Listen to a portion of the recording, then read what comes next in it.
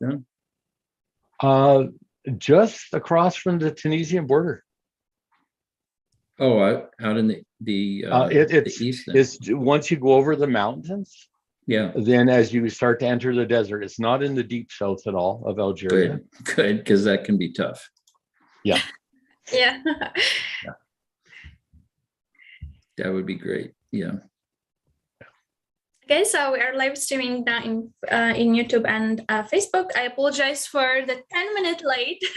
So I think all our participants are here. So welcome everyone to this evening lectures or meeting, in fact, with Mike Simmons. Today we are hosting Mike Simmons, which he is. I'm gonna just talk briefly about him, except that he is a really famous astronomer all over the world. He's also a friend of mine since 2016. Yes, the first time we met, I think, is 2016 in the Tunisian city, in Tunis Science City, in fact, where we were invited to give lectures for the Tunisian astronomical community. So I'm gonna briefly start giving short introduction about Mike. Mike, he's a retired biomedical researcher at the School of Medicine at the University of California in Los Angeles. And since retiring in 2005, he has turned largely to another passion, which is the astronomy. And Mike has been an amateur astronomer and outreach leader for more than 40 years and loves sharing the sky with others. Mike also, he put a lot of efforts, and this is something recognized by many people all over the world in outreach and supporting many astronomical projects. And also he supported many projects in Iran, and also he was one of the followers for the solar eclipse in 1999.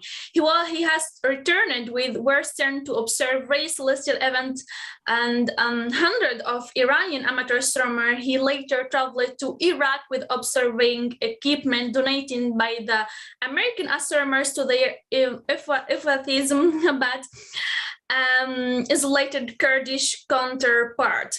Recognizing astronomy in universal interest that transcend cultural difference, Mike founded Astronomers Without Border, which is a internationally recognized astronomical association, also part of it in Tunisia, because we have the Tunisian chapter for Astronomy Without Border.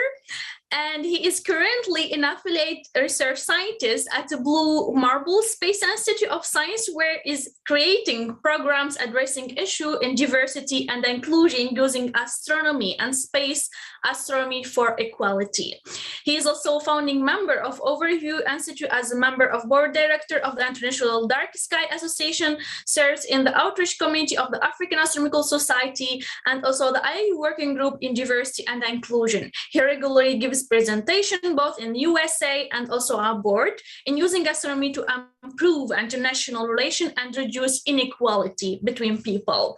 Mike received numerous awards in his work in the field, including having minor planet Simmons, which is the code of the planet is 29294, named in his honor in 2003.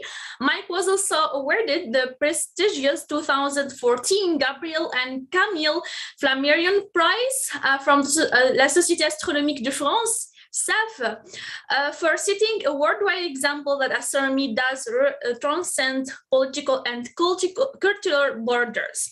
Mike, he was recently, in fact, he is recently co-founded two astronomy-based company and has one no-profit project in the world. I'm so happy and I'm so glad to host today Mike Simmons from the USA to give lectures about astronomy for a better world. Welcome everyone, and Mike, the floor is yours. Yeah, thank you very much. Too much about me. We should shorten the introduction and get that. It embarrasses me too much anyway. So, and there are some other really good people here too. But I won't embarrass them by introducing them. But other people are doing really great work. So yes, today I wanted to talk about astronomy for a better world. And in fact, I've changed a little bit because I presented to your group, Mice, last year about basically astronomy and equality and how it connects us together. But now I'm going to take a step further out into space and look back. And so I've changed it a little bit here. And let's see. Let me bring this up. Okay, here we are. And I'm just doing a couple of things I should have done before to get set up. And here we are. Okay. So, and I can share my screen. So, screen 2. Okay, so there we are. And so what I want to introduce here, in addition, is the idea of the overview effect. So astronomy and the overview effect for a better world. And the overview effect I'll go into, but here's the thing, the Earth is a planet in space, and we get a different perspective when we go into space and look back at it. And this is what I want to include here as the idea behind seeing ourselves as on one planet and how astronomy does that for us. Because frankly, I'd like to go into space and see Earth from there, but the chances of that are slim. So, but we can get an idea of that very well from what we do down here on Earth.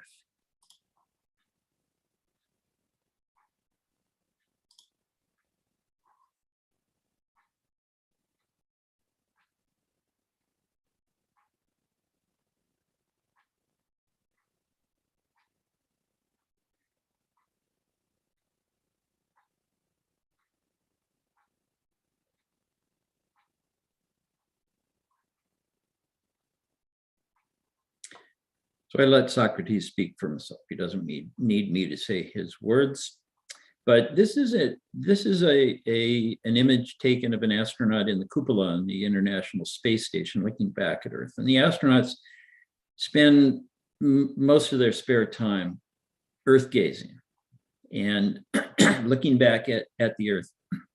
The view is constantly changing, and you know, we don't really see it the same way. It's like I've done a little mountain climbing, and you know, when you see these majestic mountains, when you're standing on the highest mountain in the area, the best piece of the best thing to look at, best piece of scenery is underneath you. You don't see it that well, but when you're up there, you see the Earth, and there is no question about it. If somebody was outside the solar system and came in and wanted to take their telescope and look at the planets of the solar system, Earth is by far the one you want to be watching, because it is constantly changing. There's a solar panel of the International Space Station there, and the aurora, either borealis or australis, near the well, closer to the polar regions, but it's much bigger than you realize when you see it from up there.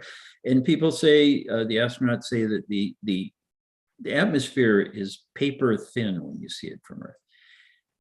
Like the peel of an onion. Well, it's not. It's thinner than that. If you use 95% of the atmosphere as the top of it, it's just barely visible, really. And you can see that here, that that glowing part is the very upper atmosphere. Really, it's what we call space. It's like a nebula. That it's so close to a vacuum, but the ionized gas in there, you can actually see it. But the space station goes right through this stuff, so it's not part of the atmosphere, really. Buckminster Fuller said years ago, he said, we're all astronauts on a little spaceship called Earth. And he published an operating manual for Spaceship Earth. And you know, there's nothing epitomizes this more, I think, than here, which is an astronaut, Bruce McCandless, who is the only one to fly free from untethered from any space station. Marshall McLuhan said that there are no passengers on Spaceship Earth. We're all crew. And that's really true, and that's come to be shown too as well when we you know, look at the problems that we have on Earth right now with climate change and other things, that we all have to play our part in. So this image, of course, is Earthrise. It's called, a famous picture taken from Apollo 8. This is what they saw when they went around the moon, the first humans ever to do so. And they saw this, and this image really shows Earth along with the moon as a planet in space. And it started a global movement of awareness with Earth Day. And Bill Anders, who took this photo, said, we came all this way to explore the moon. And the most important thing is that we discovered the Earth. Now, many astronauts have gone up since then.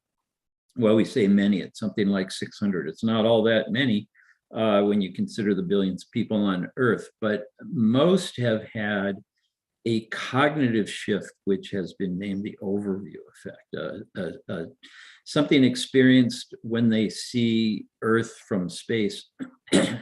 And this is something you understand intellectually, but you don't really recognize it until you see it for yourself, just like travel or anything else. You see something firsthand. It's something that they can't really even describe. We were chatting about solar eclipses before this, and that's a similar experience. It's something you can tell people what happens, but you can't describe the experience. You can't describe the emotions and the way it changes your view. So just like the Copernican perspective of the solar system, it's something we know to be true, and we can prove it and we can understand it, but we can only experience it through simulations for the most part anyway. And here we have a quote from Jeff Hoffman, who is an astronaut and an astrophysicist. So it's nice to get the view from astronomers who have been in space as well. You do, from that perspective, see Earth as a planet. You see the sun as a star. We see the sun in a blue sky, but up there you see the sun in a black sky. So yeah, you are seeing it from the cosmic perspective. The Earth from space is not down there. We should point our cameras down there, but it's out there. They see the whole universe. And talked to another astronomer who had star parties essentially on the space station during the nighttime. You take people to the darkest place, let their eyes dark adapt, and what you see is stars everywhere, much more than you see down here. And one of the things that you see when you look out into space from there is the Earth. It's a planet. So beyond the overview effect, at least as we've experienced it so far in person, we have the first picture ever taken of Earth and the moon together. This was taken by Voyager 1 on its way out of the solar system, about 7 million miles away. So that's something like 11 million kilometers. Excuse me. And it was the first one to include the Earth and the moon in a single frame taken by a spacecraft. And probably everybody here knows this one, the pale blue dot, a photograph of Earth that was taken. And let's see, I think my cursor will show up, but here it is over here. And it was taken by Voyager 1 in 1990. And here it's about 6 billion kilometers from the sun. And as Sagan said, the Earth is a very small stage in a vast cosmic arena. One of the things I found this, and this is done by oh gosh, I want to credit them, but I can't remember who did this. So, and you see here, us versus them, us and them, us and them. And the farther you go, the more ridiculous it seems. And Sagan referred to this. He said, the pale blue dot underscores our responsibility to deal more kindly with one another. So as I said, fewer than 1,000 people have been to space. Fewer still have been to the moon to get that even greater view. We have private space flights and virtual reality, and that'll help some. But how do the rest of us get to this idea of the overview effect? The answer is looking out from Earth. It's astronomy. And I'm going to be repeating some of the things some of you may have seen last year if you were in the presentation I gave them, but they are still instructive from this view. And this, for example, we were chatting about deserts just a little while ago. I've been in the Sahara in the south of Tunisia. And there are deserts all over the world. So where is this one? This one happens to be in Iran, but it could be anywhere because the stars, okay, the stars, we share the same stars. The position's going to change a little and things like that. But we have similar things all over the earth. This could have been taken near my home in Southern California, for example, just shifted in time. The stars, Orion, winter stars over Yosemite in California. Milky Way and Magellanic Clouds over Easter Island, Rapa Nui in the south. And also in the south, the Iguazu Falls on the border of Argentina, Brazil, and Paraguay.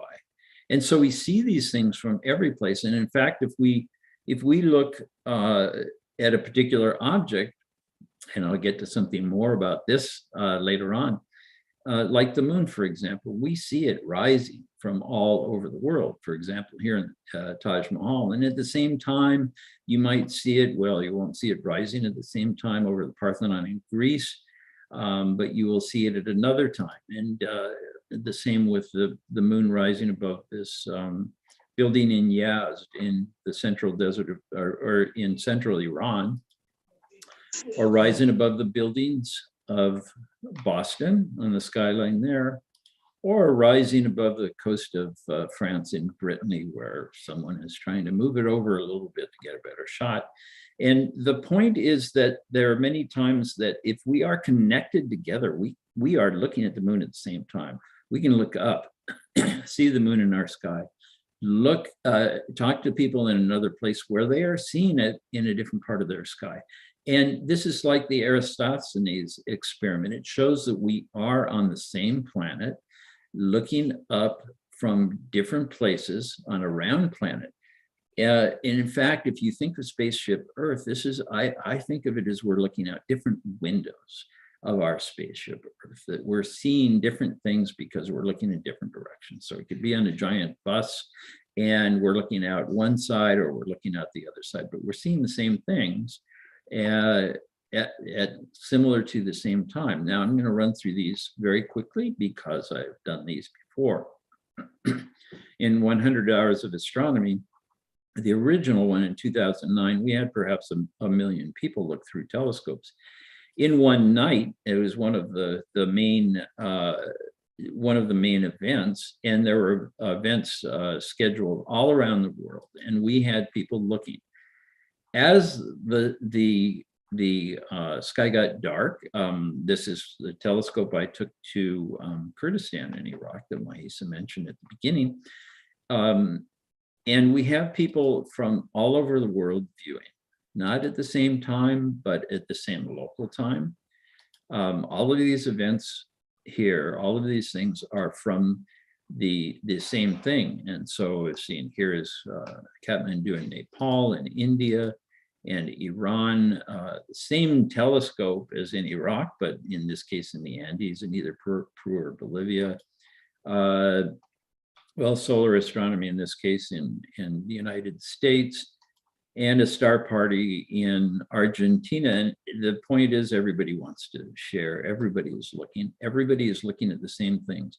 So this star party was all over the world, just shifted in time a little bit, but everybody doing this together, everybody wants to share, like this young girl in Brazil who wanted to make sure that her dog got a view of it. And this is why everybody does it, because the view, I love this picture of a young man, a boy in Romania in this case, and the awe and the wonder looking at the sun in this case with an H-alpha telescope. So this is how astronomy in one way gives us a view. If we share with each other, we understand that we really are all on this one thing together, and we're looking up at the sky together. So we may be in different parts of a huge room, or something else. But you know, when someone says, hey, this is what I'm seeing, and someone else says, yeah, I see that too, where are you? Then we connect together that way, or can connect together that way. And this works across borders, like the Star Peace program. It was started by students in Iran, and connected people in different countries, such as here in Vietnam and the Philippines.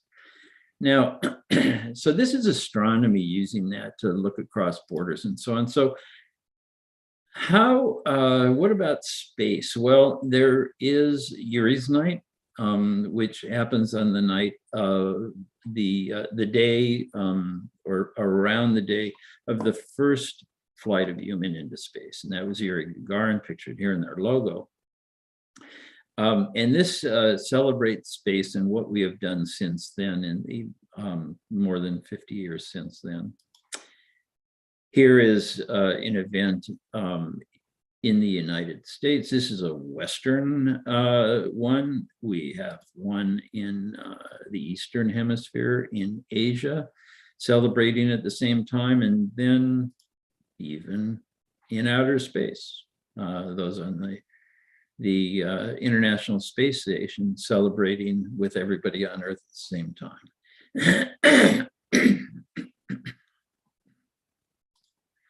Well, you know, eclipses were mentioned too, and I'm going to mention this. I've shared this many times, and Maisa mentioned in the introduction.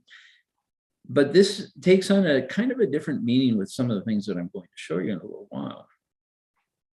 And that is that this is the path of a total solar eclipse. Now, this went across many of the countries in Europe, across into Turkey.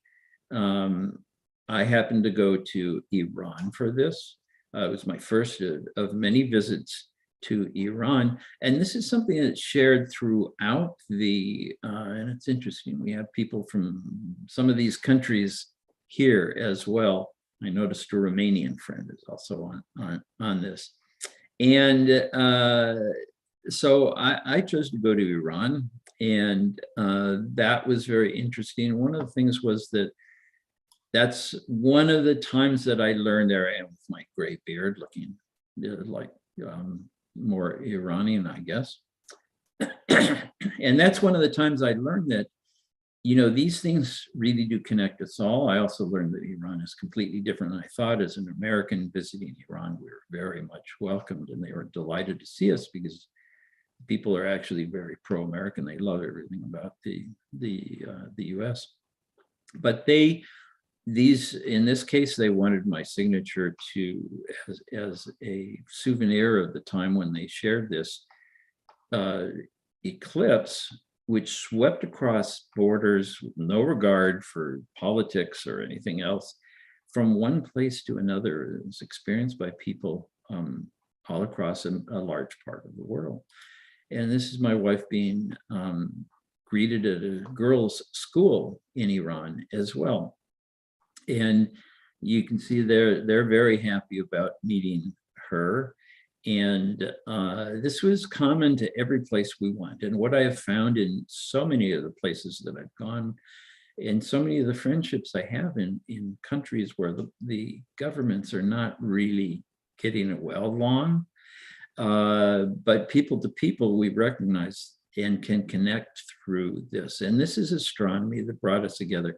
And an international event, once again, that went across borders, that we all experienced in the same way. Now, I mention this, and I show this because what I'm working on now is astronomy for equity. And this is the using astronomy for good part of it. I've shown some things where we connect through astronomy, and we recognize that we are, you know, everybody here says about the pandemic and climate change, and we're all in this together. Everybody says that. I don't know very many people that actually do something about it or act like it. And we need to do more of that. We need to not only recognize it, but like spaceflight and the overview effect, we need to go from intellectually recognizing that we're all in this together, actually internalizing it, feeling it, and acting on that. So it's not enough to just say it. Now, here is an example, in this case, of equality, which is, of course, very important and used quite a bit, and equity. Equality means giving everyone the same thing. Equity means giving everybody the same opportunity. And there are important differences. For one thing, you don't need to give everybody something. Some of us don't need it, like the man on the left and the equity. Others need more. The important thing here is to give everyone the same opportunity. So those of us who were born in a country that has got infrastructure and schools and everything else, automatically we won the birth lottery. We get to have all of these things that are here already. But what about those who have the same abilities in other places and don't have the opportunity to use those in the same way and to nurture them? So that's equity, and that's what's really important. And Sagan said in his Pale Blue Dot, again, like it or not, for the moment, the Earth is where we make our stand. So we need to recognize the planetary nature of our existence if we're going to survive as a species. And this is what I'm doing now. And there are many others who are doing things like this. And I'll go into a few examples of how we can use both astronomy and looking up into space in order to do this. Now, we've shared some of the things that we've done before. This is an example in Tanzania, I think, of equity. The Telescopes to Tanzania project has done many things, and it's built an observatory in eastern Tanzania that will be used for education. And for those, I should mention that we're talking about astronomy and using that because it's accessible to everybody. You know, remember these kids here, this classroom traveled from another area just to come and get these solar eclipse glasses to be able to view the sun because there is an annular eclipse coming up. And this is a quote from them. We want to be scientists too. So that to them, with no opportunities to do anything at all in science, being able to look at the sun means being a scientist. It's science. It is science. If you're looking, you're observing, you're noticing things. That's science. It's something we do from the time we are born. We're born as scientists when we crawl around and explore things and open the kitchen cabinets and throw the pots and pans out onto the floor, or experiment with our food, throwing it onto the floor and look down and say, wow, look at what I did. This is all science. I mean, this is how we learn. That's natural to us. And so this was a very small thing, but a very big opportunity. And astronomy is used this way because it's accessible to everybody. Everybody loves it. And as you've seen, it's the same everywhere around the world. Everybody wants to do it. It's very easy to use it. And it touches on all the STEM fields: science, technology, engineering, mathematics, and so on. This is another place in Uganda where we distributed solar glasses and give at least a moment of wonder. Now, when you have an eclipse happening, the great thing about eclipses is this is like the natural laboratory coming to the classroom. Many places don't have the laboratories. They have the astronomy laboratory overhead, but they don't necessarily have other things that they can do. So astronomy is the way we do it. And this is the Telescopes to Tanzania program, Education as a Path to a Bright Future. Very basic classroom. I've been to places where they don't have a floor and may not have a chalkboard. So this is just a matter of giving opportunity to other people, and then more from Telescopes to Tanzania as well. There is the interest everywhere. And there is, in fact, there isn't a difference in the ability of people. We're not born with different internally, we're born with different abilities. Some of us are better at art, some of us are better at science, and so on. But no region has children overall who are smarter or less smart. What's needed is the opportunity to do something. And it looks like I repeated some here. There we go. This is also in Tanzania, not something I was involved with, but contacted and encouraged them. And I think I got them some eclipse glasses too, or something like this. But this is using astronomy. United States Peace Corps and other countries been going on for many, many decades. And they are answering the question why they want to study science, because they want to be a teacher, a lab technician, a doctor. So this is what these students need. And in this case, they're given an opportunity to do just that. And astronomy is the way to introduce science. Now, on how we can use it for other things, getting back to using astronomy for a better world. This I've shared before, so I apologize for those who have seen it, but I still find it wonderful every time I do. This container was converted to a STEM lab and classroom in a refugee camp in northern Nigeria. These are families who have escaped from Boko Haram. They have left their homes. They're internally displaced people. They're still in Nigeria, but they're not in their home. So it hardly matters really which country that they're in. And this is on the inside. And this is a picture of young people learning science through astronomy that could be taken anywhere. And this is the thing that strikes me and the reason I share so many pictures from around the world. You can change the clothing, you can change the skin color or facial characteristics, but the human spirit comes through in all of those. And these young people are enjoying and what they're learning about astronomy and science and exploring the world just as anybody else would. And these are, again, examples of projects that we've helped in different places around the world too. In this case, with the organization in Nigeria, which we crowdfunded for telescopes. That's something that I've done a fair amount of and something that I'll be doing again in the new initiatives. In this case, so now I'm going to share some of the things that I'm just starting with. These will be the first projects. This is a classroom in Libya, so right next door to Tunisia. And this is a group called Roya, R-O-A-Y-A, which is doing amazing things throughout the country. And one of the things that they're doing now is they have established astronomy clubs. It's going to be up to 5 cities in middle schools across Libya. And this happens to be a girls' school, but there are also boys' schools and mixed schools. And they have all that they need. They've been doing it for a long time. They have a partnership with the Ministry of Education. And what they don't have is the ability to just get telescopes. Well, we can do that. They're great organizers. They're arranging for shipping.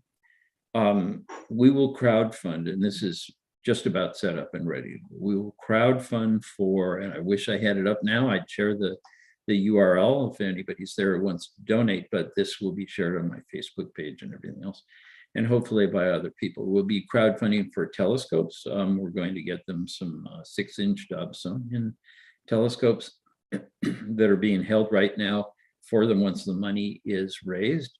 And those will go over to these schools. And, you know, they're doing astronomy just without a telescope. And I'm going to stop sharing because I want to show the video that's going to be on the campaign page. And this will show you something about it. This was done by the, let's see, I need to stop this. I'm gonna get out of this. Okay, and then I'll start it up again. And I'm sorry I didn't have this embedded in here. Wasn't quite ready for that. But So this does take a moment for me to get going here. Now let me go back to the share, and I will find the, oh boy.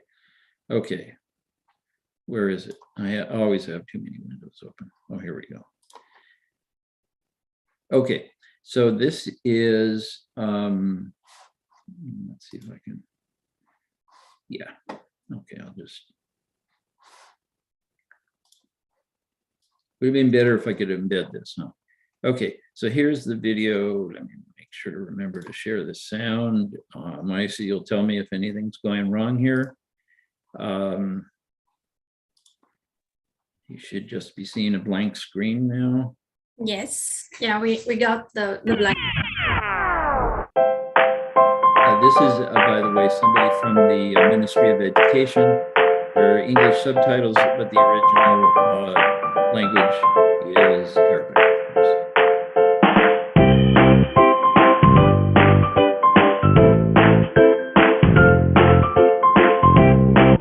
في يوم ما هوش يوم دراسي. ليش جيتوا في اليوم هذا؟ ليش ارتبطتوا بالمكتب رغم انه مش يوم دراسي؟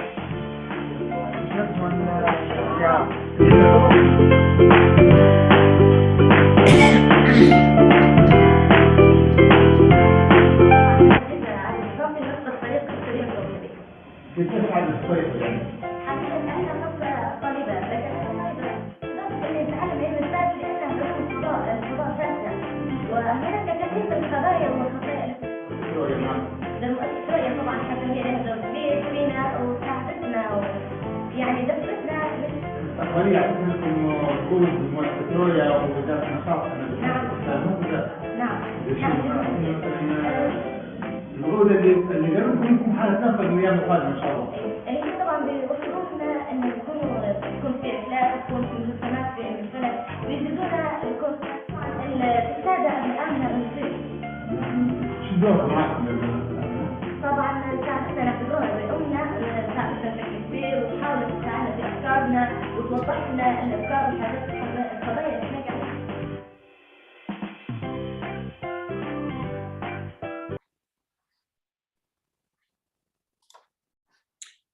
Okay, and I've seen the rest of this video.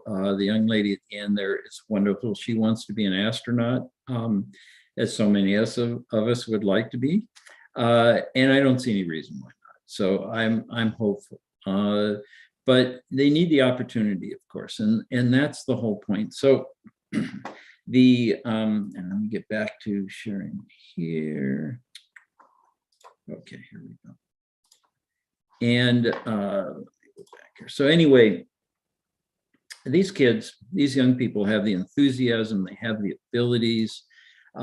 They just need more of a chance than they would ordinarily get.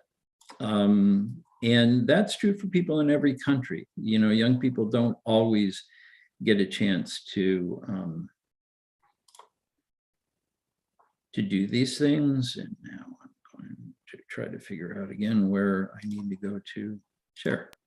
Okay, so sorry for being a little awkward there, but some of these things are thrown in kind of at the last minute, so it wasn't as smooth as could be. But I do love what it is that they are doing there. They've got all the components, and the idea behind the things that I like to do are, and Jean-Pierre, who is, I won't try to say your last name, Jean-Pierre, because I'm bad enough saying Jean-Pierre without ruining your last name here. But is someone who does this too, and is getting telescopes places all around the world in collaboration with the IAU's Office of Astronomy Outreach. They just need small things. They have everything else they need. They have the ability, they have the organization, and these small things are what's needed. So that crowdfunding for those telescopes in Libya will be launched soon. That will be the first of that kind. And sharing resources like that is one of the major types of things that we'll be doing in Astronomy for Equity. Another, which I've mentioned before, and some of you may have seen these, this is in Puerto Rico during the international, International Year of Astronomy in 2009, and this was an exhibition, one of the things for 100 hours of astronomy then too, of astronomy things for the blind. Now, this is another example of people who have, there's no reason to think that because somebody loses their sight or is born without sight, they don't have the same interest. And in fact, they do have the same interest as everybody else does in astronomy. They want to know about this too. And we think of astronomy as being a visual science because we look at pictures, we look at graphs and so on. But I know blind astronomers, and they're just as interested. And they use other methods. In this case, it's tactile. If somebody wants to see, I have some tactile books here on eclipses and the moon and so on. I can grab those and show them. But it doesn't have to be visual. One of the things I want to point out is we think of ourselves, we think of astronomy as being completely visual, but you know, the science of astronomy, almost all of it is not visible to us. We're looking in radio and everything from radio to X-ray, all the different wavelengths that we can't see, we turn them into other things, and so that we can see them. And it could be tactile or sound, as is done for the blind just as well. The other thing is that we don't really use telescopes to look at stuff. It's analyzing the data, and that's where the excitement of it is. So they can see the pictures somewhat. Well, let me show some more examples. Now on the left, you see someone looking through binoculars at the sky. And on the right, you see, the picture on the left looks normal, except for the fact I wish he had something there to make it easier to not break your neck looking up at the sky. But the person on the right, you see that she is legally blind. She's using a cane. They can sometimes see a little bit. And I've met many blind people who in fact have a little bit of sight, and they can see certain things. And high contrast objects like the moon or something like that is frequently. I met someone once before the eclipse in 2017 in the United States who was very excited for the eclipse. And I said, but you're blind. And she said, well, you know, I have a little vision around the edges and it's enough to get some sense of it. So these things can be done. The other thing here, now this is a really important one. This is a planetarium program for the blind, and you put it in your lap and you can feel with the narration the stars and the constellations as the narrator talks about it. And I produced the English version of this so it could get out more. And the reason that I'm showing these things, this is a swell paper printer also, and it produces a tactile image. This is a very poor example because it's really small, but I don't have another better one at the moment. And the reason I'm mentioning these things is that there are tons of resources for doing astronomy for the blind. There are books, there are things produced by Hubble, 3D models and so on. There are all kinds of things. And it's being done all around the world, but in very small areas.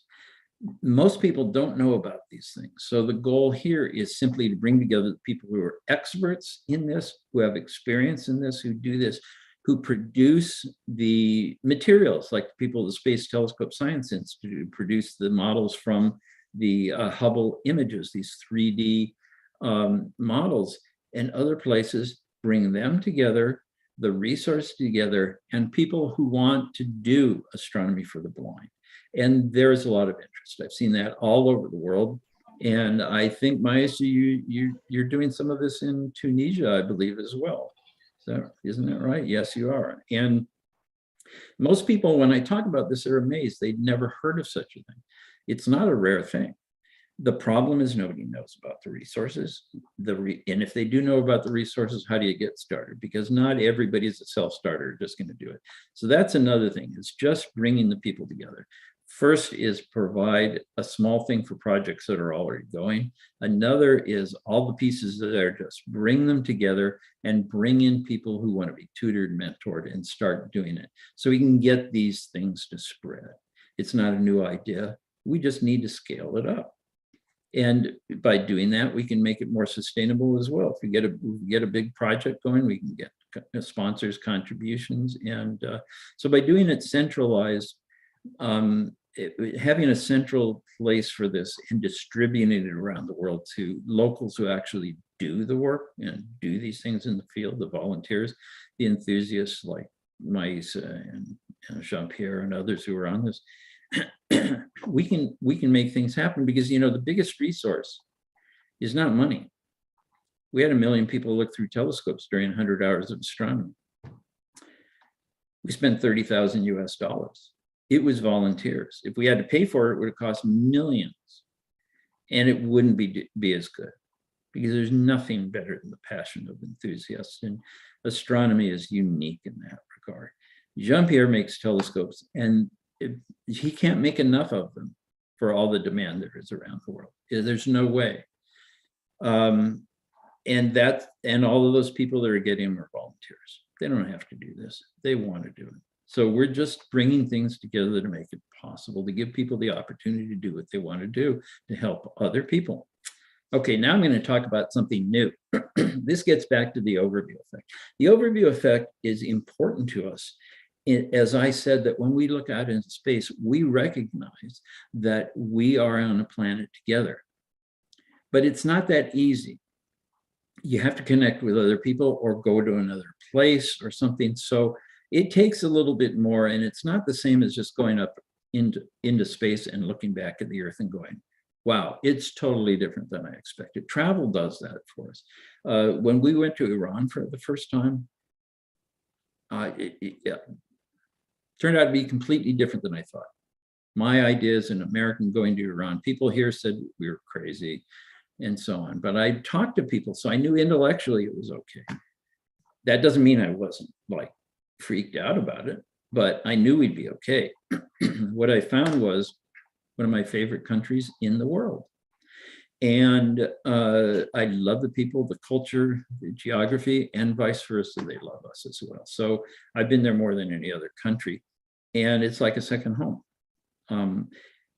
That's a surprise. That is not what I expected. Intellectually, I knew it's okay. That's not the same as being there. It's not the same as seeing it. So going to space, well, that's the best we can do, but we're not all going to make it. Well, I haven't given up hope yet. I know people that have done it on private flights. Maybe somebody will take pity on this old guy and take me up there. So here's something that we can do that connects the two together. This is called Eyes on ISS. And it's a project I'm doing with a longtime friend who actually went to Iran with me, actually, to observe, along with other Westerners and Iranians, the 2004 transit of Venus at a great location near the tomb of Cyrus the Great. So this is his invention. It's called ISS Above. And if you haven't heard of this, which probably you haven't, you should check it out because it's a great thing. And I have one here that I don't have handy to show you. So what ISS Above does is it gives you a display and it gives you information about the International Space Station. And this is supported by NASA. It has a lot of partnerships with them now.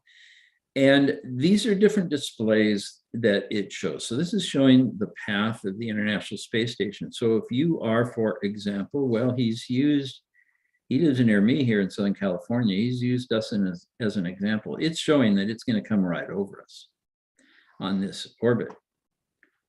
And in fact, it gives a whole lot of information. In this case, it's going to be over us in 2 minutes. And it says where it's going to be and so on. Now, yes, you can get this off of web pages, but this is real time. It flashes lights when the ISS is coming over, even if you can't see it because it's daytime. And it flashes all the time. You'd never know. So it gives all the information for observing it, but even if you can't observe it, it shows you where it's going to be in the sky in relation to everything else. And so for observing it, if it happens to be an observable one. It also gives you a feed from cameras on the International Space Station. Both of these things are kind of key. So this is a view coming to you from the International Space Station of Earth from space. And the view you get depends on, well, first of all, it depends on where the camera is pointed. Usually it's straight down. But it depends on where it is on Earth. So, and that's really key. So here's the thing. Here's the map that shows where some of his devices are. I don't think he has everything on this map. But this is where the ISS above is, more in the United States where it started than anyplace else. You see quite a few in Europe, not nearly enough in Africa, in most of South America and in Asia. But let's zoom in on Europe and North Africa. So now we can see, doesn't look like there are any in Tunisia, Maïs. We got to fix this. Algeria, Morocco, Libya. Looks like there's a school over in Cairo that's got one. Look at all these in Europe. So here's the thing. Remember when I showed, oh, and I'm missing a slide that I stuck in the wrong place. So I'm going to go back a little bit. Here, let me go back here. Here, we can see how it travels, and this is predicted and so on. So it's pretty clear where it's going to go over at any particular time. I had a good slide prepared here that apparently got into the wrong place. Oh, maybe, oh, you know what? I'm gonna pull a fast one here. Excuse me for a moment, but I want to show this picture because it's even better.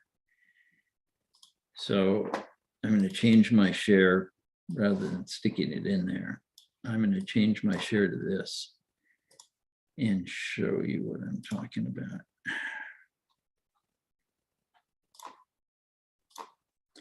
Okay, there are the orbits of ISS. This is for real. This is where it is. This is where it is going over Europe. And from there, it goes down almost over North Africa. Well, and here, in fact, it goes over Spain, goes down over North Africa. It looks like it goes right over Tunisia.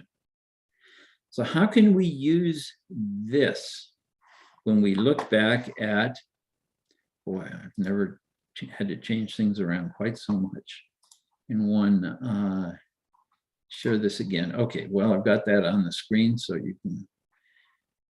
you can see it there, but okay, now back to here. So how can we use this for this? Well, here's what we're going to do. We're going to connect the classrooms that have these. So there could be classrooms, for example, in Spain and in Tunisia, or they could be all across Europe here and down into the Middle East, in Syria, Iraq, Saudi Arabia, wherever they happen to go. And those classrooms will then be observing the International Space Station together. But like an eclipse, it's going to travel over one country and it's going to go down or up and travel over the other countries.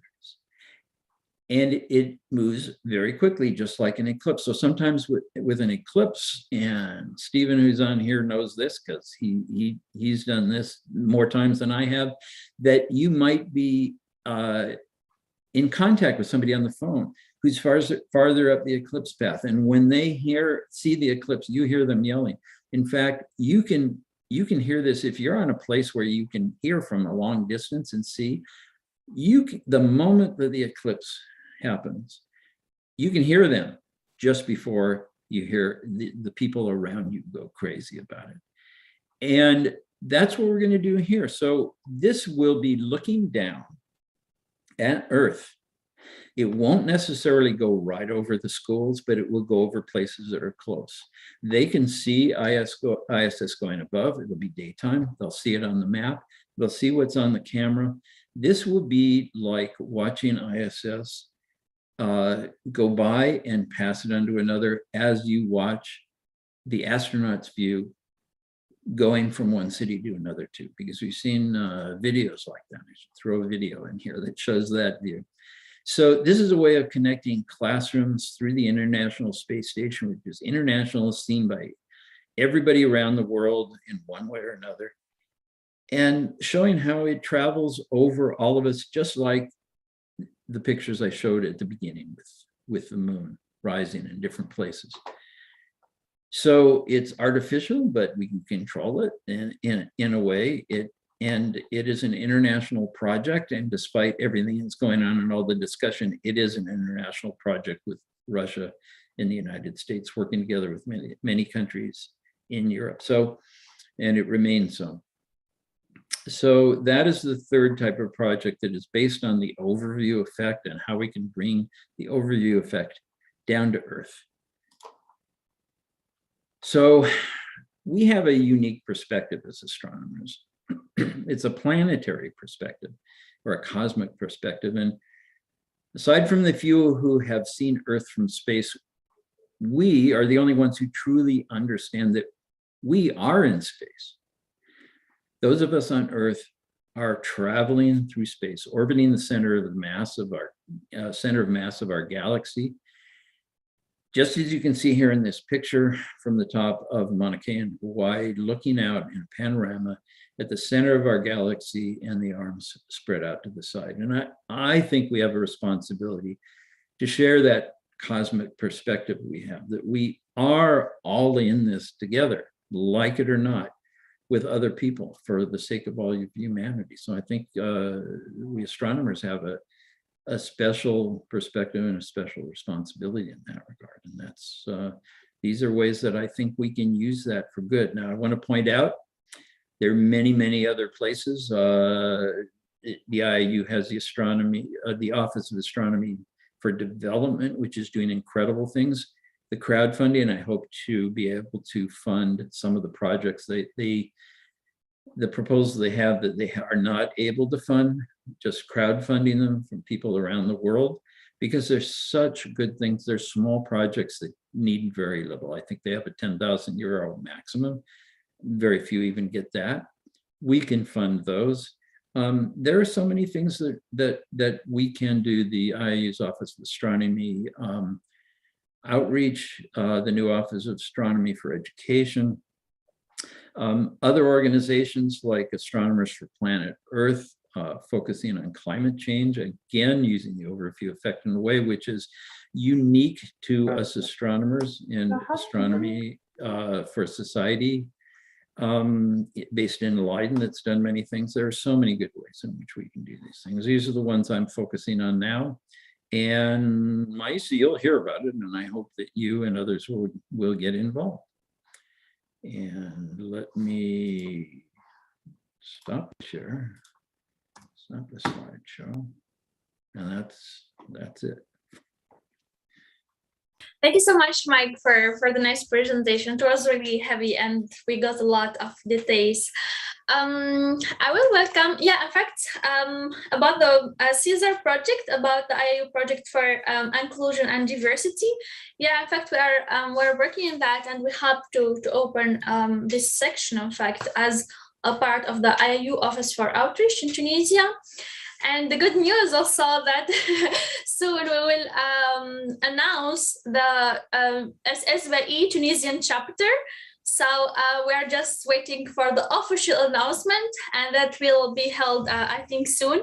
So we're gonna open Tunisian chapter for SSBE.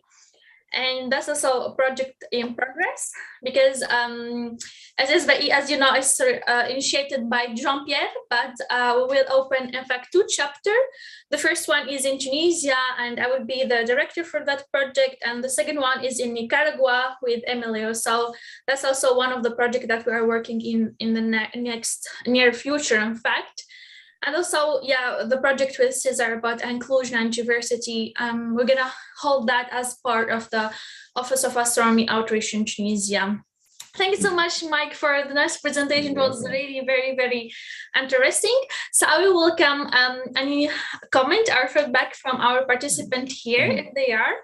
Yeah, and let me mention too that I'm on the IU's working group for diversity and inclusion. I think that's what it's called, accessibility. I forget which words. And that is an important part. That's really the starting point, is that working group for the Astronomy for the Blind project, because they have all the resources, many of the experts, and so we'll bring others together too. But that's sort of the seed for it all. Yeah, I completely agree. It's really a good starting point for to work with people with disability, or to really put the base, in fact, for diversity and inclusion. So I will welcome feedback or comment or any suggestion from our participant here before we move forward to the question.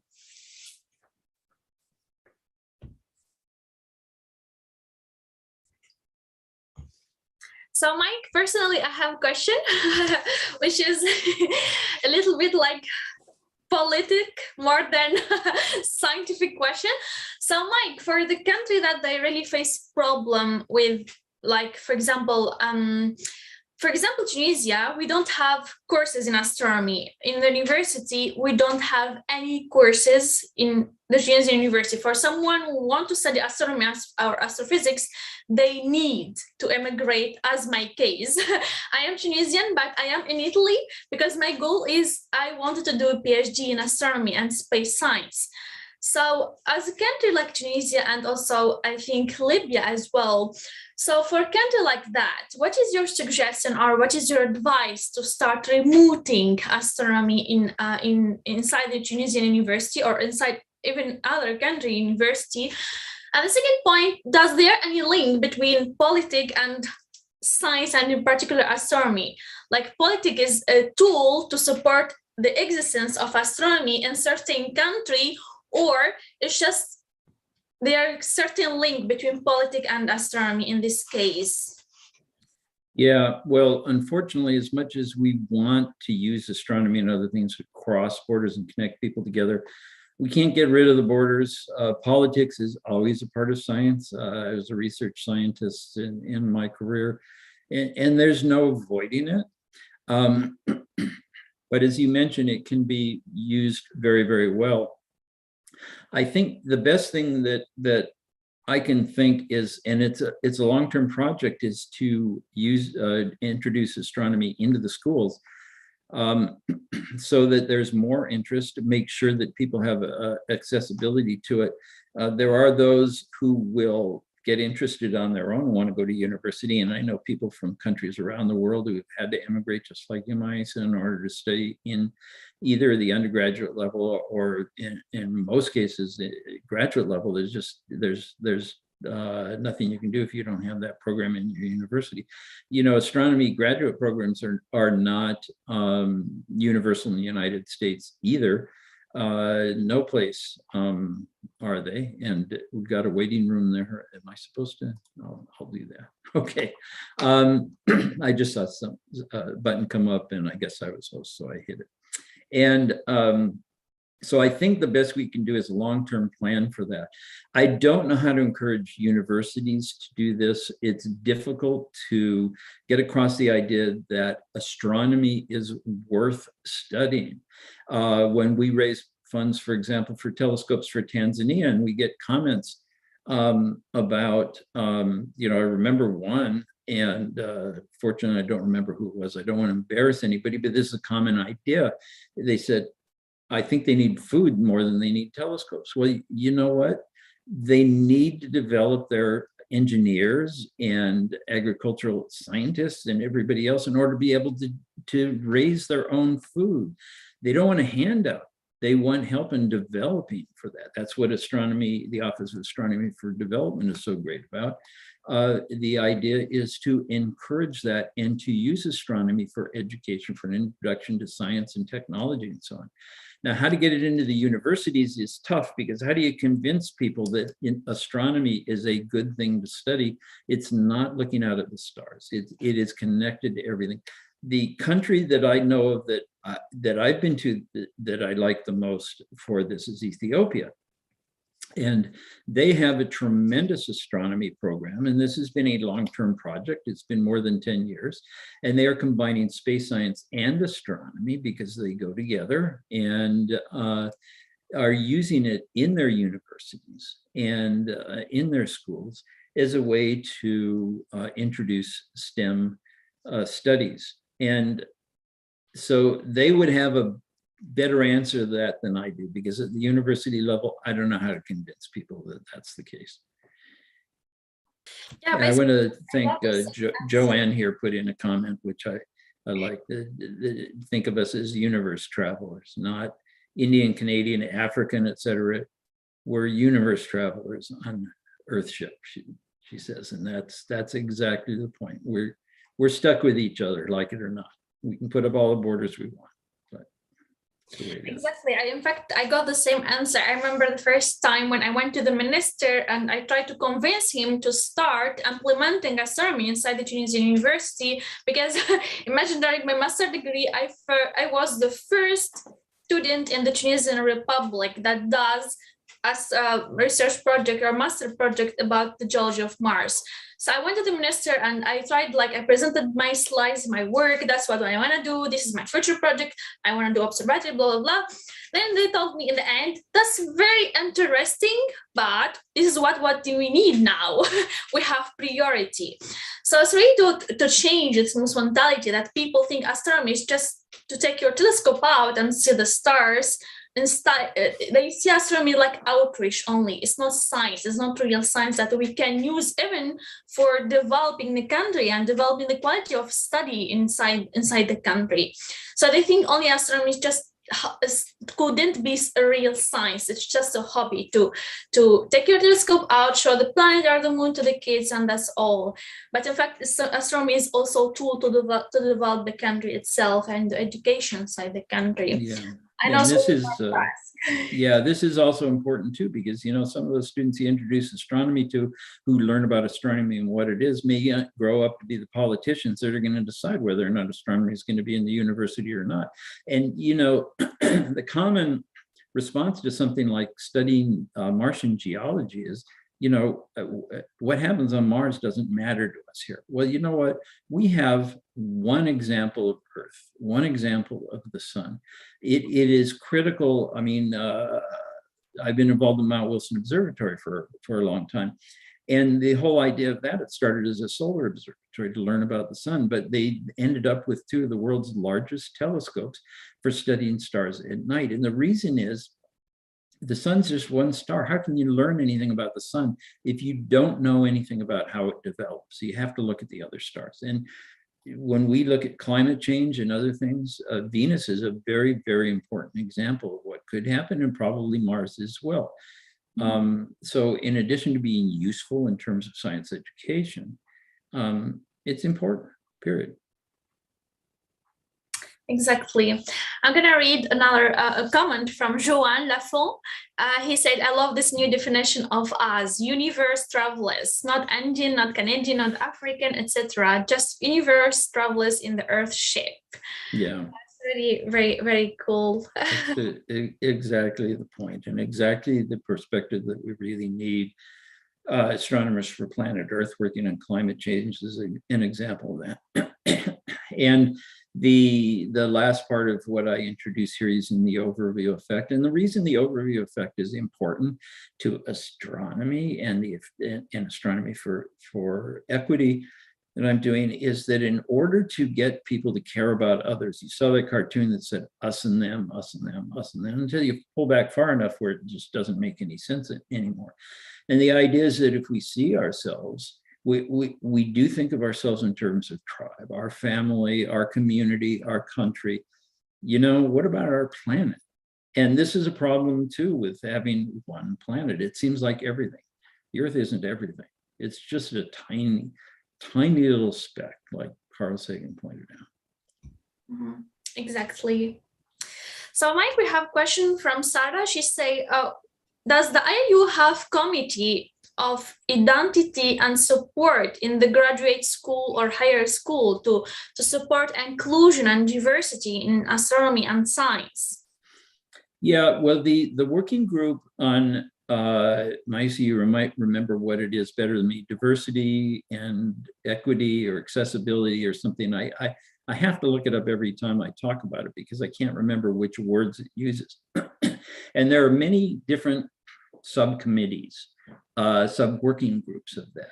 The one I'm involved in is about inclusive outreach, because outreach is my area of expertise. And so that's why we're talking about things like Astronomy for the Blind, and also sign language in astronomy for the deaf, being able to, people who are in wheelchairs, being able to get the eyepiece of a telescope, and things that amateur astronomers can do.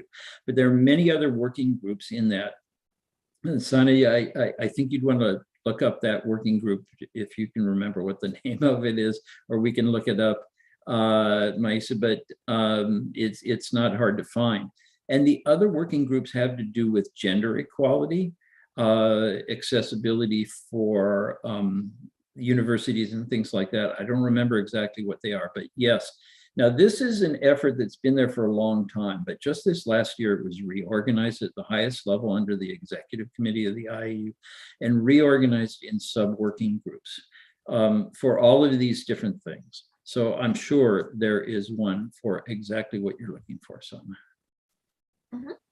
Yeah, I completely agree. The IAU should have office for that. And also, I think another astronomical community over the world, they have absolutely, I think, including even in the USA, they have a certain group or particular people working in this field. So Sana raised their hand. So go ahead, Sana. Thank you, Maisa. Do you hear me well? Mm-hmm. Okay. Thank you, Mike, for this presentation. I really enjoy it. So astronomy, like Mike said, brought us together. Yeah. I think I agree with Mike with that we born scientists. As a human, since we were born, we start to ask so many questions by looking to the sky, like how this made of, how it's work, how it's look from near. Then we start to wonder about how the sun affects us, how the space climates. So let me take the advantage to ask Mike about how you see the future of humanity in the space from your perspective. Will we reach the point that one day we will live in the outer space? What do you think? Yes. Okay. Well, it's an interesting subject. First of all, let me say I apologize if I was misidentifying the person who asked the last question, because I saw Sana's hand was raised, but maybe I was addressing somebody else. But I get names mixed up a lot anyway. So this is a really important topic of discussion, and one I'm involved with. I'm actually friends with Frank White, who wrote the overview effect, and part of a roundtable that's gone on for the last 2 years during COVID with a lot of space people, some of whom have gone to space, others in the industry and so on. And this is a big question. Some people, most of those people are very enthusiastic about the idea that we will be inhabiting Mars before too long, and then farther out, and that our future is in space. And I just look at the technological difficulties and then the benefits from it and wonder, is this really what we're going to do? I mean, this is our passion and this is what we want to see happen. I was born before the first rockets into space, and I remember Sputnik and of course Yuri Gagarin and everything else along the way, and I was crazy about it. And it's advanced far more than I was predicted. Well, some people predicted by now we'd be inhabiting all the different stars and things. So there are great enthusiastic passions about this. But the question is this like what I saw about what the future would be in when I was young, in the 50s and 60s, where people said, oh, we'll watches we can watch television on. Well, you know, now that's trivial. But they also said we'll have flying cars, which of course means that everybody spends way more on fuel. And then when they crash into each other, they fall down and crash and hit a house. And it's not a practical idea. So how much of this is real and how much is fantasy? I can't answer that. And it's a huge discussion. I tend to be a little more pessimistic about it. I support people going into space is another part of that. Having been overwhelmed with excitement with Apollo 11, I am just as excited about all the things that we have done through spacecraft, exploring other planets, and all the things we have done with telescopes and so on. Putting people in space is hard. It's expensive, it's dangerous. It's hard to make an argument for it, except that we want to do it. And I want to see it happen. I'm on the side of technology will get us there remotely more than anything else.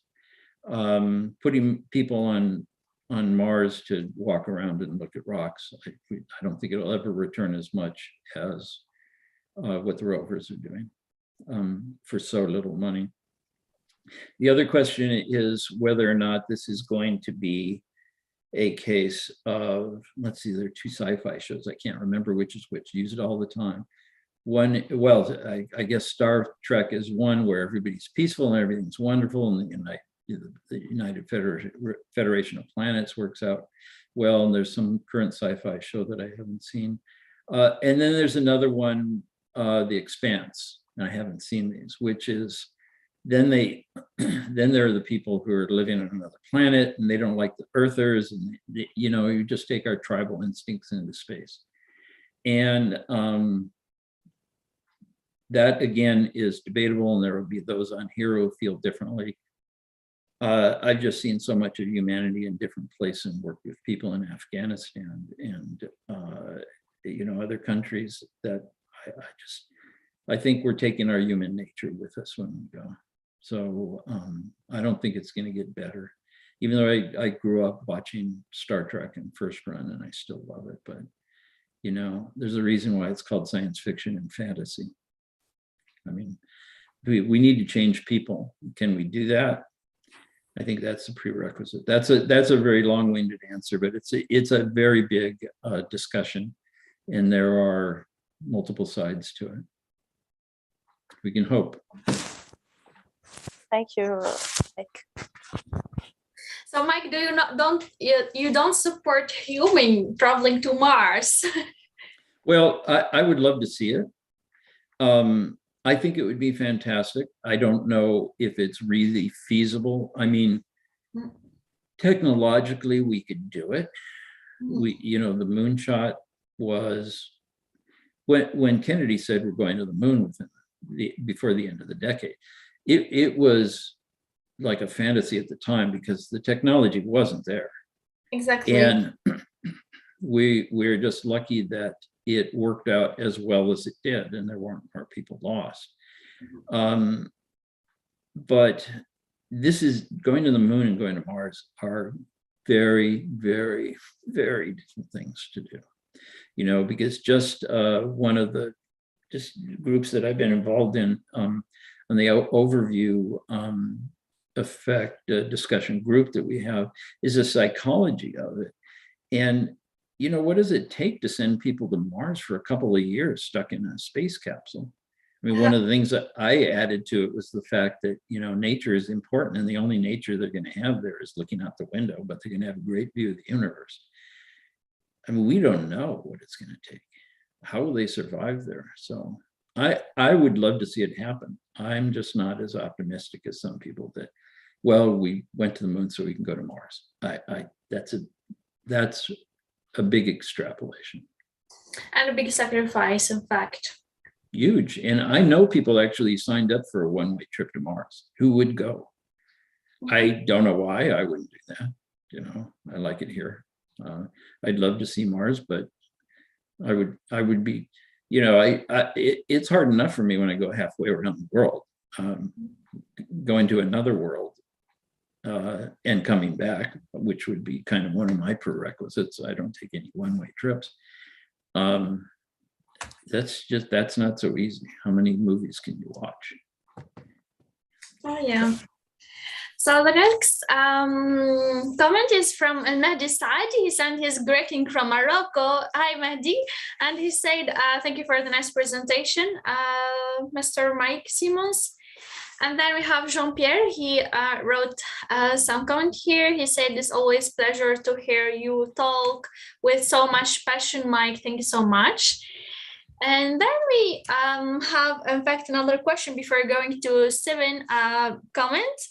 A question from Wael. He said, which diversity program you are involved in? Well, as I mentioned, the IAU working group, International Astronomical Union working group, and I'm focusing on the making outreach more inclusive there, and that's some of the work that I'm going to be doing, really, because outreach is my area. I'm also involved in the outreach committee of the African Astronomical Society, which hopefully Tunisia is a part of. I think almost any outreach or, if we talk about inclusion, I mean, my work in Astronomers Without Borders, that's what a lot of what I did, and learned how I can use astronomy for good, which is now that's what I'm focusing on. So Astronomy for Equity, it's not a real webpage yet. Let me just say, if you want to see what I'm planning, you can go to astro4equity.org, and there are a few links there, including presentations like this, but to different groups, so a different perspective as well as the description. And I think, inclusion and diversity means, to me, it means helping those who need it the most. Like that cartoon I showed, the little boy needed 3 boxes to be lifted up. The tall man, he'll manage. He'll see over the fence okay. The other kid needed 2 boxes or whatever it was. So I kind of focus on all the different things I've done on the people who have the least, because they gain the most. So as far as formalized, I mean, really focusing on Astronomy for Equity right now. Okay, then I'm going to read the comment from Stephen. He said, thank you so much, Mike, for your persistence and inclusive effort to encourage others, especially the young generation. And thank you, Stephen, for your comment. And then we have a question about astronomy and inclusion, and in particular for women. So how do you see the states of women in this big issue, which is the low presence for females, especially in the Middle East area, or also some African, in fact, areas. So how could we fix this issue? Well,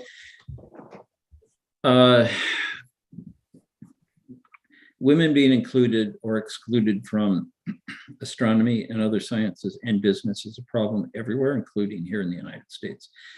It's improved, but it takes far more effort than it should. And even when you see that women are included, they don't get paid as much as men in most places, which just doesn't make any sense to me. You pay for the work that gets done. And why does a woman have to win a Nobel Prize in order to get paid the same as somebody else is doing mediocre work? Maybe an extreme example, but it's not off by very much. So that really is just as much a focus as those in developing countries, those who are born with a disability, all the different things that I've mentioned. It really matters just as much. Now, one of the things I showed was the Astronomers Without Borders Nigeria group that does astronomy in the refugee camps, because those kids don't have the opportunities. But their main thing that they do that I didn't show is they hold astronomy camps for women, for young girls, actually, in high school. Because in that case, here in the United States, what might happen is somebody's interested, a girl's interested in science, and they gradually get discouraged as they go on by older people who grew up in my era, who think that things should be like they were in the 50s when women were expected to stay home and take care of the children and clean and cook for the man, which is just kind of makes my blood boil, frankly. I didn't like that at the time, as soon as I was old enough to understand. And, but so it's difficult here in the US, and there are plenty of problems in science and astronomy in particular have been very high profile. But in Nigeria, the girls don't even realize they can study science if they want to. It's not that they want to, they just don't even think about it. It's not an option. So they do this, and the person who started this organization and runs it is a woman at the Nigerian Space Agency. She's their outreach officer. And there are many other women involved. So again, this is just one more of the difficult problems. And that one is universal, as is Astronomy for the Blind and so much, but it varies by culture or by country. I know people from Afghanistan who had to leave because they were persecuted, or in other countries, they had to leave because of their religion or their beliefs or their background, who their parents were, who their ancestors were. We have big problems here with what color you are. It's just people, and this is what makes me not kind of pessimistic about the idea of Star Trek, that everybody's going to go out into space and be friends with each other, is that humans seem to be able to find infinite ways of differentiating between people. Aside from we're all human and we all have similar feelings and everything else. There's a Dr. Seuss book about Sneetches, and this addresses that. This he wrote 60, 70 years ago or something, but it's a children's book that addresses this. And some Sneetches, which are these weird made up animals, have stars on their bellies. And they're considered to be better than the other ones that don't have it. So then the other ones start getting a tattoo of this star on their belly, which of course bothers the ones born that way. And it just goes on and on about how ridiculous we can be about how we differentiate between people. Gender is just one of the more massive ones, but there are so many. I don't see anything other than learning that people really are the same all over. I know I'm going on forever on this, but it really is the basis for all of this. When I started traveling to other countries and other cultures, I was amazed when I found things that were the same. And the more I traveled, the more I learned and became amazed if I find something that's truly different. Because who we are, who we become culturally, it depends on where we happen to be born or who our parents happen to be and where they're from and all these different things. And it has nothing to do with the person. Babies aren't born different. Like Mandela said, no child is born hating or learning to hate someone for the color of their skin. So these things are learned, and we have to get over that. And we have to learn that we're born the same, regardless of the superficial thing. And I'll tell you, I'm now in my third generation of kids. I'm a great grandfather, and I can tell you that when kids go to school, they meet other kids, they don't recognize the differences like skin color. Exactly. It's meaningless. They don't even notice it. They learn from others. We have to get past that somehow. I am optimistic that humanity has that capability, but it's a multi-generational thing. Exactly, it's generation matter. So I'm gonna leave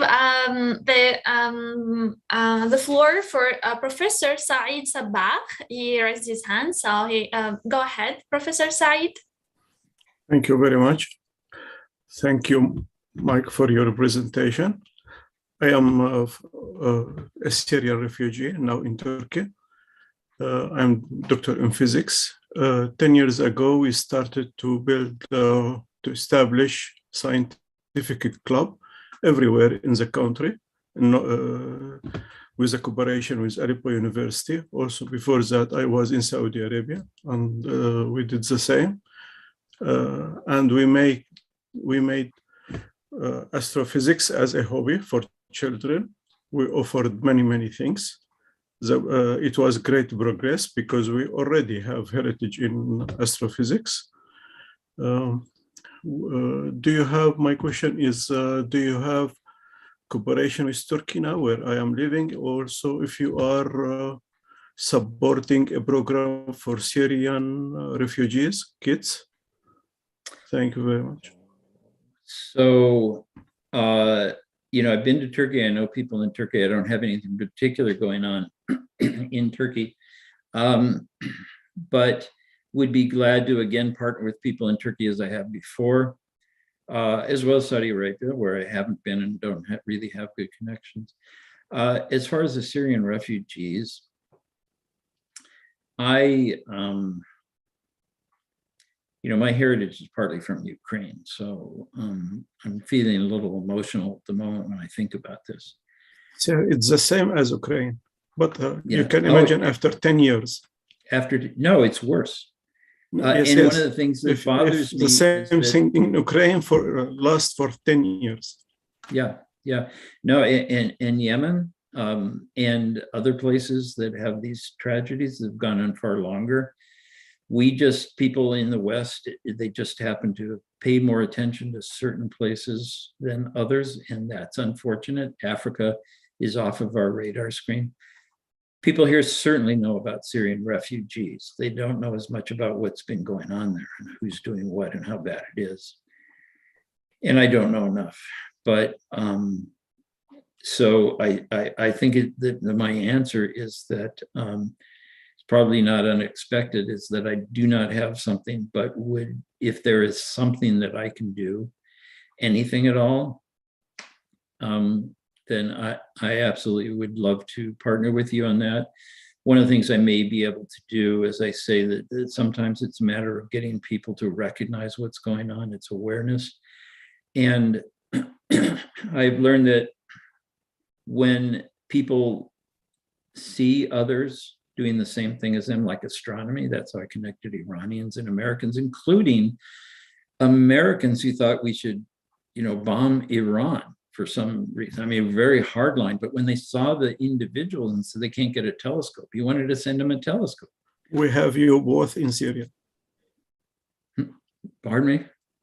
We have you both in Syria. Both? Yes. Yes. And so, yeah, absolutely. If there's something that I can do, maybe through the new organization, and I would love to partner in some way. I have had contacts with people with Space Camp in Turkey. If you have a network, sometimes there's amazing things going on, and we just need to connect. In other areas, they're usually geopolitical. I don't know what I could do. I'd love to talk to you and learn more. But school in Turkey they are very suitable for such kind of work. Yeah. Well, yeah, they it's never easy. Yeah. But in Syrian refugees in particular, even those who might think that it's a good idea to have some kind of a war, they don't recognize the impact on the people. They are still sympathetic when they see things like this. There's a great deal that could be done. I'm, as you might guess, I'm not in favor of wars, I went to Baghdad protests just before our invasion there. And I don't like sanctions because I've been to sanctioned countries and they harm the people, don't have much effect, like in Iraq. So I'm getting a little personal, but, and maybe we don't want to take too much time, I said, but let's connect. Can I put my email maybe in the chat here? And yeah, absolutely, yeah. In fact, Professor Said, I might suggest two things, because they are a national outreach coordinator for Turkey, and also they are national outreach coordinator for Syria. So that's two contacts. You can work with them in the frame of the IIU. Now I Yeah. am independent. You Well, are independent. and me too. There could be a good connection between you and the IIU, because for each country they are national outreach coordinator, so they are the link, let's say, between the IIU and even independent astronomer. So I may suggest the both, the NOC of Turkey and also the NOC of Syria, because I didn't work on them directly, but I know that they have office, both of them, so they could be a good starting point for this project that you want to remove. Well, yeah, and Thank you very much. I'm like Dr. Said, I'm independent. So even when I was coordinating a cornerstone project of the International Year of Astronomy, really I was just starting Astronomers Without Borders, and I work with great people in the IAU, but I don't work well in bureaucracies. And I want to do what I want to do. And so I've been asked to do other things and said no, because it's their problem. So I kind of work on my own projects, but I'd love to work with the good people at the offices that I know and other good people in the IAU. And the IAU is doing much more now. So sure, one of the things about the NOCs, the National Outreach Contact, well, not just the NOCs, but individuals who represent countries too. Sometimes I work with them, sometimes I work with others. Some of the people, in some countries, it's the same people who are doing the work in every organization. So to me, I care about the people that I work with, not the organization so much. I'm not a good organization person. I would love to talk to you, say, and see what we can do. We'll make something happen. I hope, inshallah. Yeah, because I usually, if I really would like to have a network or have a certain connection in certain country, I usually move forward to the IIU, because it's like that big cap that hold everyone under it. So because it's really very large network, and the IIU is basically is the best.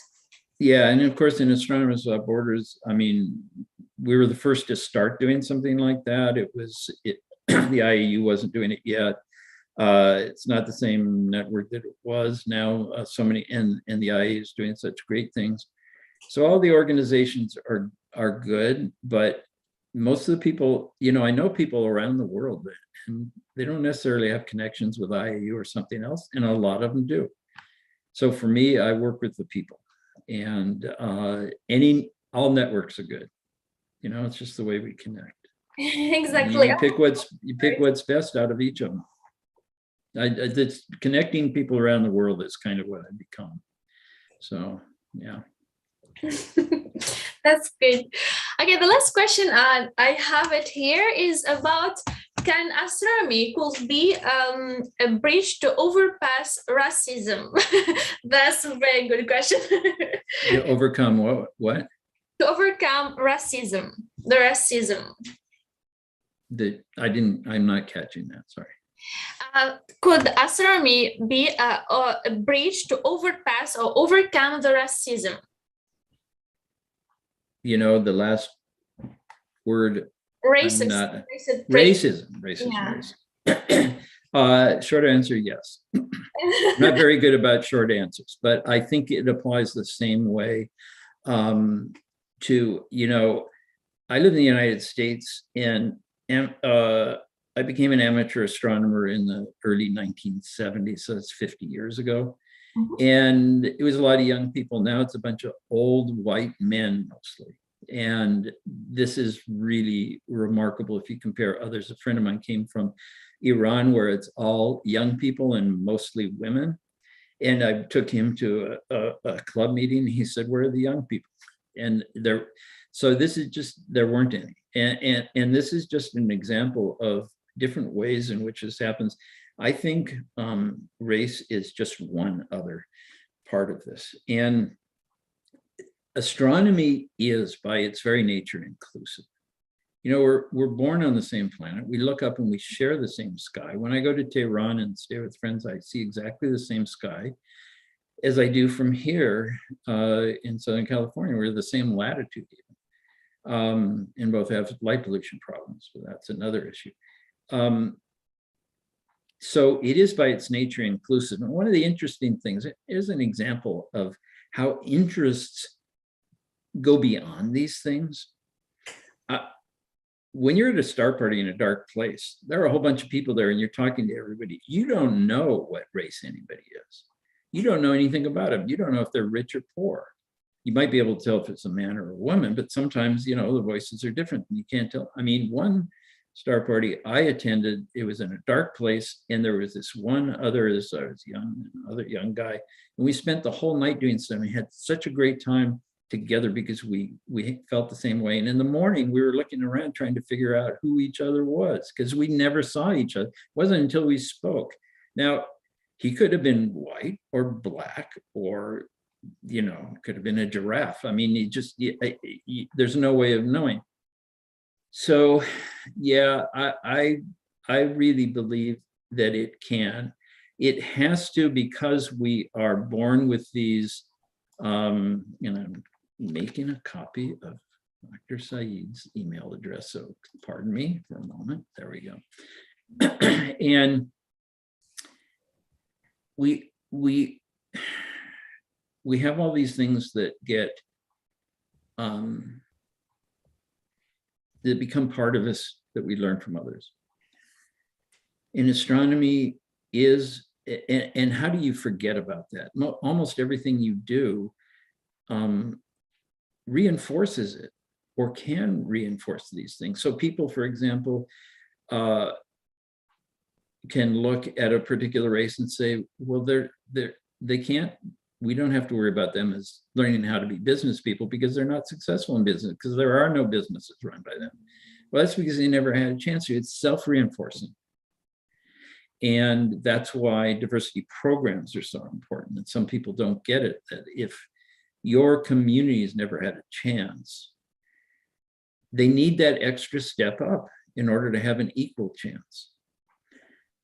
And astronomy puts us all on a level playing field in a way. So, you know, it's not something where you can look at it and say, well,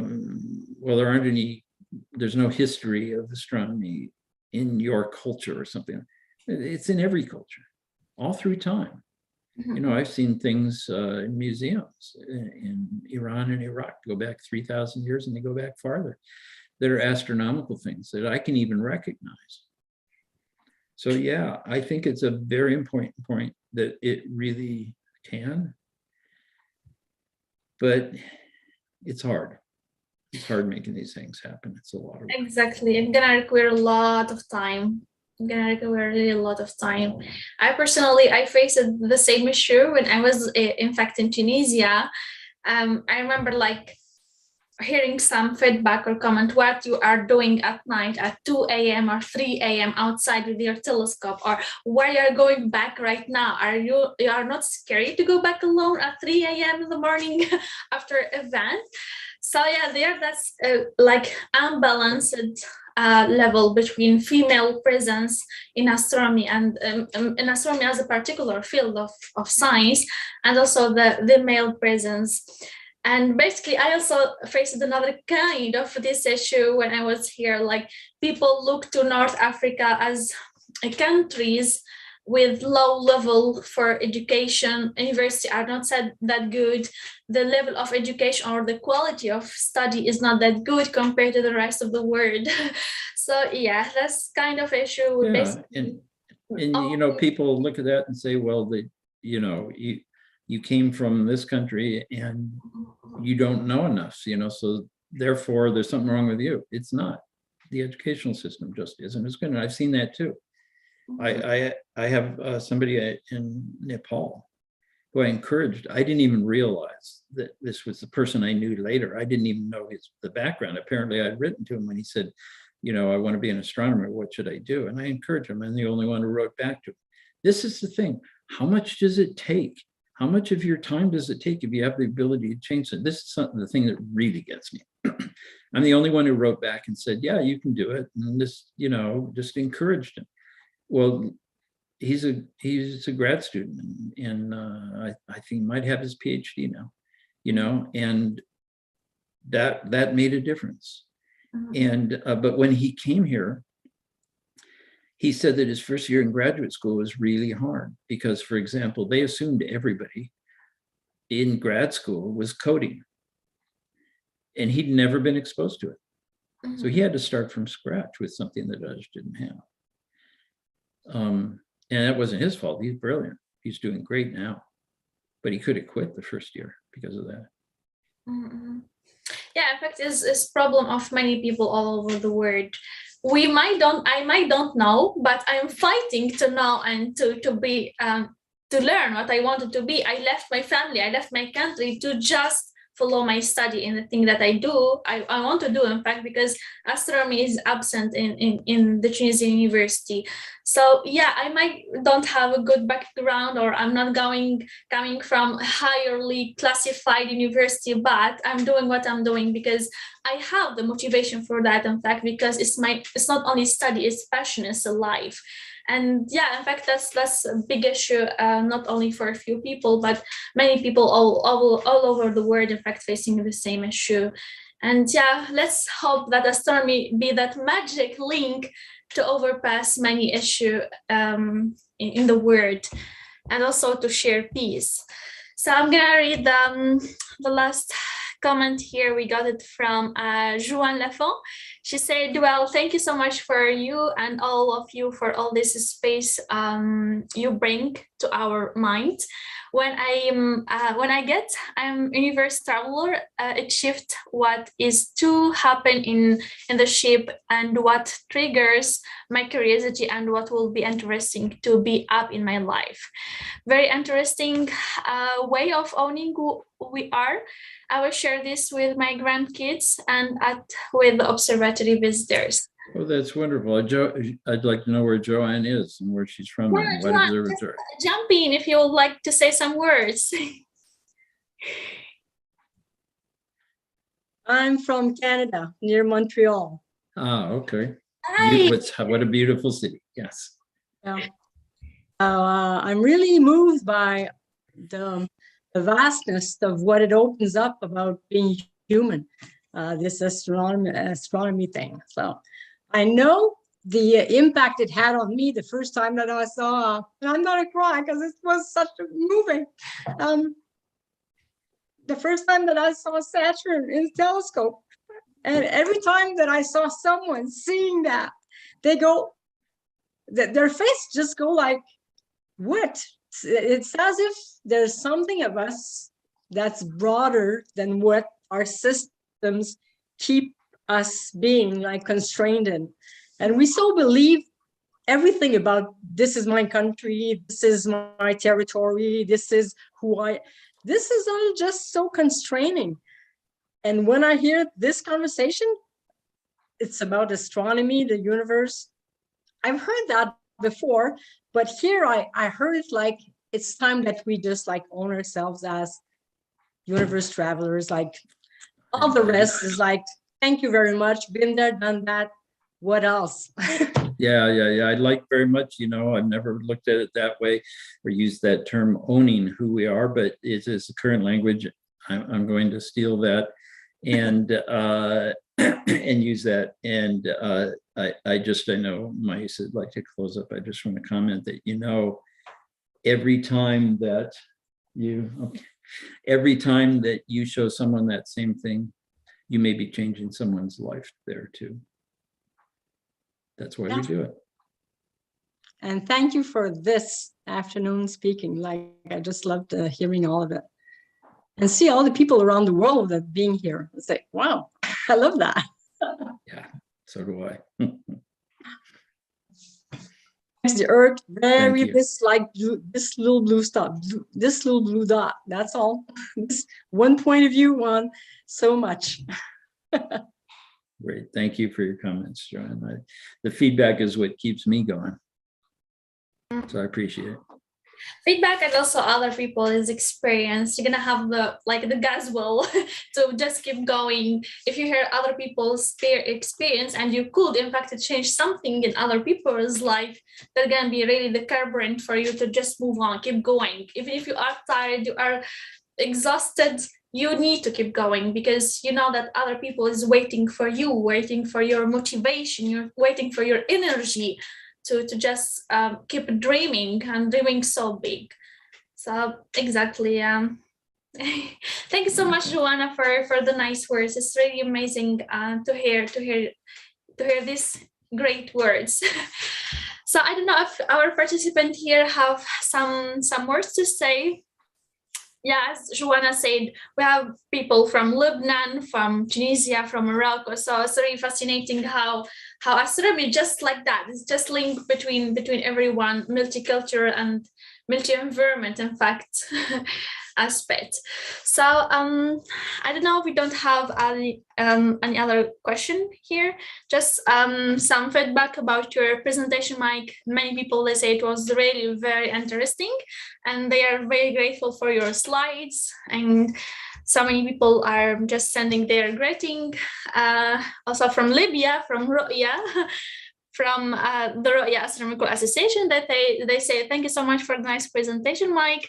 So if there are no comments or no feedback to Mike Simmons anymore, I would like to thank everyone to be part of the meeting today.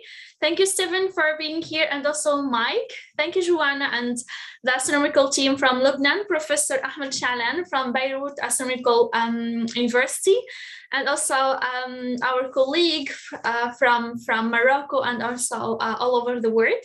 Thank you, everyone, to be part of our meeting today. I'm so glad to meet you and to share like some discussion with you. It's so happy. I'm so happy, in fact, to see you today here in our Astro Talk meeting. I send you a greeting from Italy, and I hope to see you the next time in our another lectures, maybe with Mike or someone else in the future. Great. Thank you so much. Thank you. Thank you. Bye-bye. Bye. Ciao, Maisa.